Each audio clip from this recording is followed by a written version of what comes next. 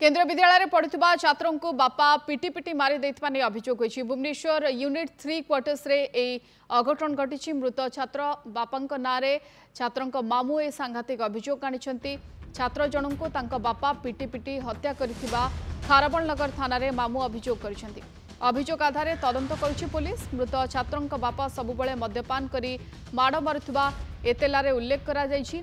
Postmortem report को अपेक्षा करिछि police. Report आसिले छात्रों मृत्युर रहस्य खोलिबो बोली पुलिस कहिछि।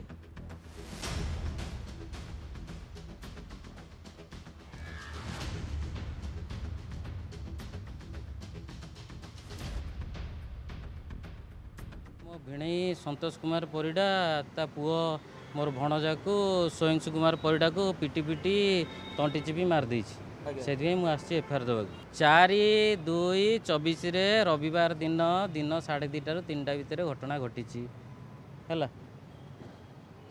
मु एफआईआर करची कहीं सी 4/2 घटना घटी।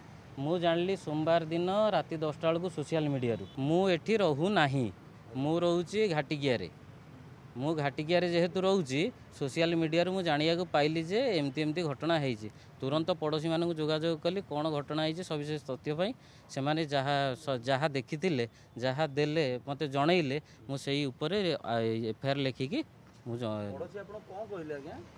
पड़ोशी कहले ये सबुदिन मद पीकी आसिक बाड़ाबाड़ी करे ता स्त्री की ता पुओ पिला मानकु सबु बेले दुनिया गंडगोल करे घर भितर। पुलिस चुप बस कौन तर्जमा ना साई पड़िशा को पचरा पचरी ना जो माने प्रत्यक्षदर्शी देखी पड़िशा घर लोक से पाखु पुलिस एपर्यंत कौन तथ्य आदाय करना सहित जोगाजोग कौन करना। अधिक आलोचना आम सहित मानस महापात्र भुवनेश्वर जोड़ी फोन लाइन। मानस जी मृतक रही छात्र जनकर मामू आसी अभियोग कर थाना से भी बापा ना किंतु कहीं सन्देह उपजुची कि बापा निज पुओ को मारी थाई पारंती पिटी पिटी।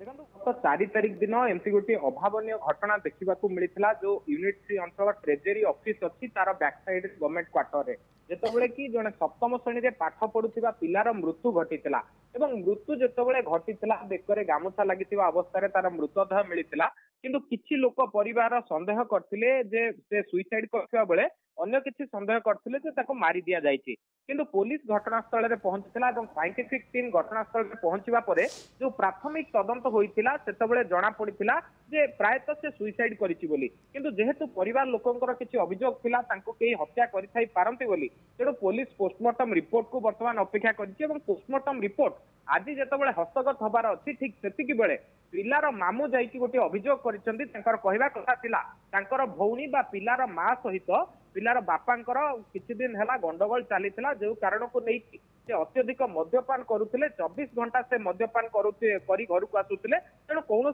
कारण से जो पिलाटी रही ताको मार देई थाई पारंती एभली गोटे संगीन अभियोग आनी पिलार जे मामू अछंती से थाना रे अभियोग करिसेंती। अभियोग पाइबा परे पुलिस मध्य तदंत को व्यापक करछि एवं आश्योरेंस देछि जेहेतु पोस्टमार्टम रिपोर्ट वर्तमान हस्तगत होई नाही तेणु पोस्टमार्टम रिपोर्ट हस्तगत हबा परे पूरा सत पदा को आसीबो जे ए जो कुनी चुआटी बा जो निष्पाप पिलाटी को कौन किए मारिला ना तार मृत्युर कारण आत्महत्या ए पूरा दिग को लेकिन वर्तमान तदंत को व्यापक करा जायछि एवं पोस्टमार्टम रिपोर्ट एवं ता सहित जो साइंटिफिक रिपोर्ट अछि से रिपोर्ट को वर्तमान अपेक्षा करा जायछि। निहाती रिपोर्ट को अपेक्षा करा जायछि पोस्टमार्टम रिपोर्ट साइंटिफिक रिपोर्ट कौन कहछि आधारे बहुत बहुत धन्यवाद मानस।